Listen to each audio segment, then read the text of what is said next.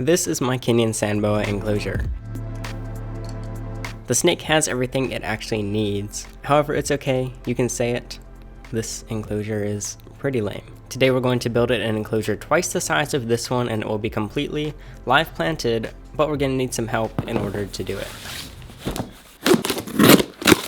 It's possible you've seen the previous build that I did with my ball python, where Zoo Med sent over a bunch of great products to create that 40-gallon vivarium.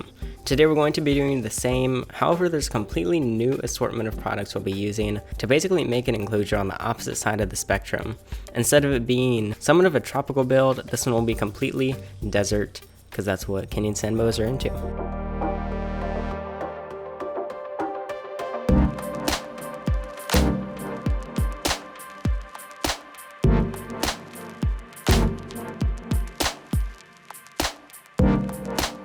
So to make sure we have a full disclaimer, this is technically not a sponsored video. However, Zoo Med was kind enough to send all of the supplies over so that this build was actually possible.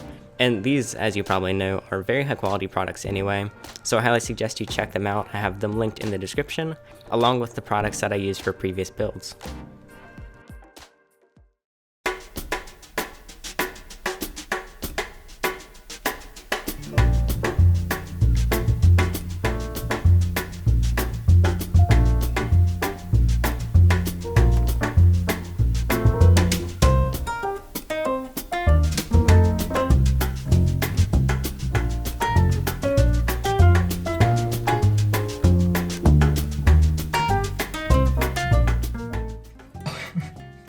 There's so much pressure right now. There's 70 people watching me just blow up a balloon, or 80 people.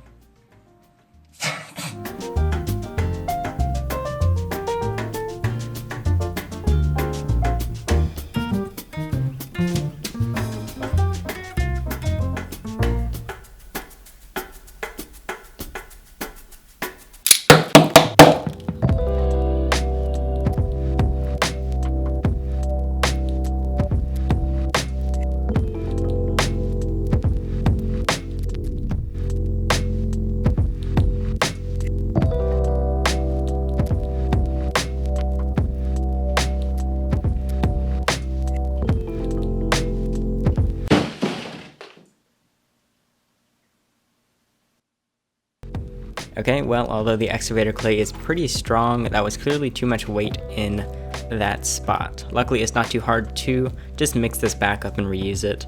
I was trying to build some little spots for plants to go, but that's okay because I can just put these elsewhere, probably further lower on the enclosure.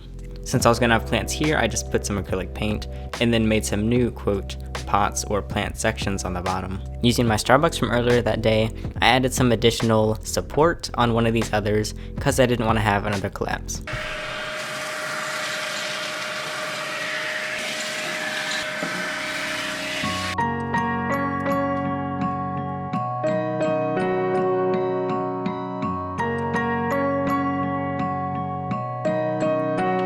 I haven't actually explained what I'm doing with the substrate. I decided to section this off into two different areas, one side slightly smaller for sand, and then the other for aspen, because as you may know, I'm not comfortable feeding reptiles, especially snakes, on sand, and at the same time I don't want to feed in a different enclosure. So all I will have to do is, if the sand boa is in the sand area, just go ahead and move it over to the aspen and feed it there.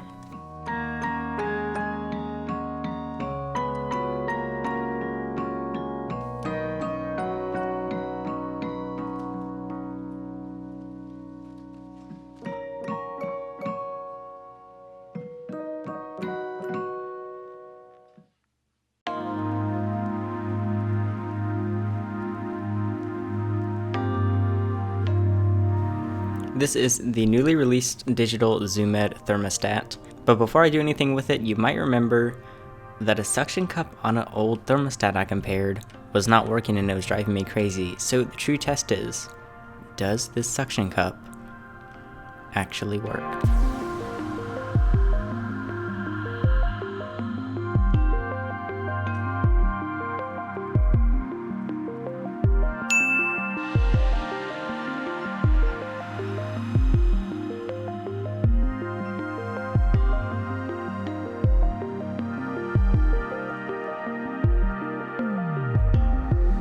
Now that all the important stuff is set up, it's time to get to the plants with some unboxing and setting up.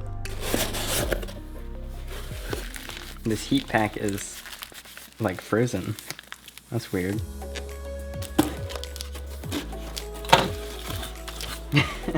There's so many. So I decided to order quite a few plants. I found a site on Etsy, which I'll link below because it's pretty cool, where you can basically get imperfect air plants, as they called them. They had maybe different broken leaves or some small burns from the sun or whatever, but it was a lot cheaper, so I ordered 50 of them. In addition to that, I got 2 additional larger plants as, I guess you could say, some highlights to the enclosure.